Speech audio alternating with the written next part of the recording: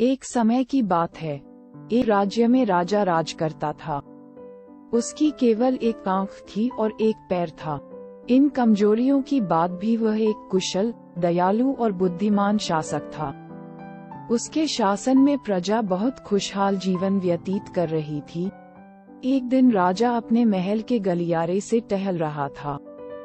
सहसा उसकी दृष्टि गलियारे की दीवार पर लगे चित्रों पर पड़ी। वे चित्र उसके पूर्वज के थे।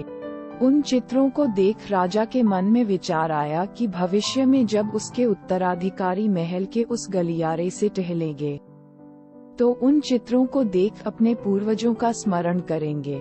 राजा का चित्र अब तक उस दीवार पर नहीं लगा था। अपनी शारीरिक अक्षमताओं के कारण वह नहीं जानता था कि उसका चित्र कैसा दिखेगा, लेकिन उस दिन उसने सोचा कि उसे भी अपना चित्र उस दीवार पर लगवाना चाहिए। अगले दिन उसने अपने राज्य के श्रेष्ठ चित्रकारों को दरबार में आमंत्रित किया। दरबार में उसने घोषणा की कि वह महल में लगवाने के लिए अपना सुंदर चित्र बनवाना चाहता है। जो उसका सुंदर चित्र बना सकता है वह चित्रकार आगे आए। चित्र जैसा बनेगा वैसा ही उस चित्रकार को इनाम दिया जाएगा। दरबार में उपस्थित चित्रकार अपनी कला में निपुण थे, लेकिन राजा की घोषणा सुनने के बाद वे सोचने लगे कि राजा तो काना और लंगड़ा है, ऐसे में उसका सुंदर चित्र कैसे बन पाएगा। चित्र सुंदर नहीं दिखा तो हो सकता है राजा क्रोधित होकर उन्हें सजा दे दे। यह विचार किसी को आगे आने का साहस न दे सका। सब कोई न कोई बहाना बनाकर वहां से चले गए। वहां मात्र एक युवा चित्रकार खड़ा रहा।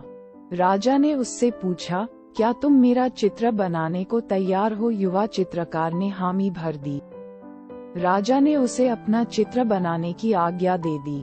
अगले ही दिन से वह चित्रकार राजा का चित्र बनाने में जुट गया। कुछ दिनों बाद चित्र बनकर तैयार था।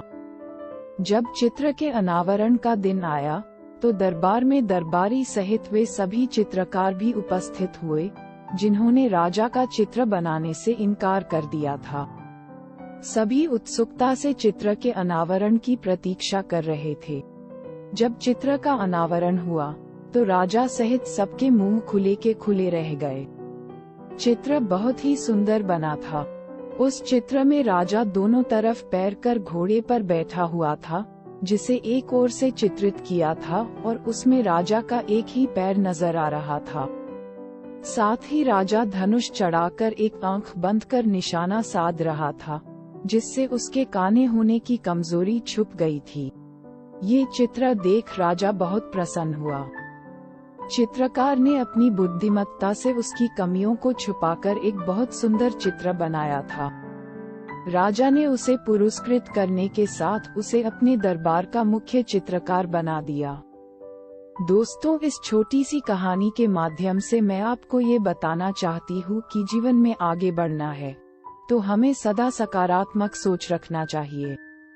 विषम परिस्थितियों में भी सकारात्मक दिशा में सोचने से किसी भी समस्या का समाधान आसानी से हो जाता है।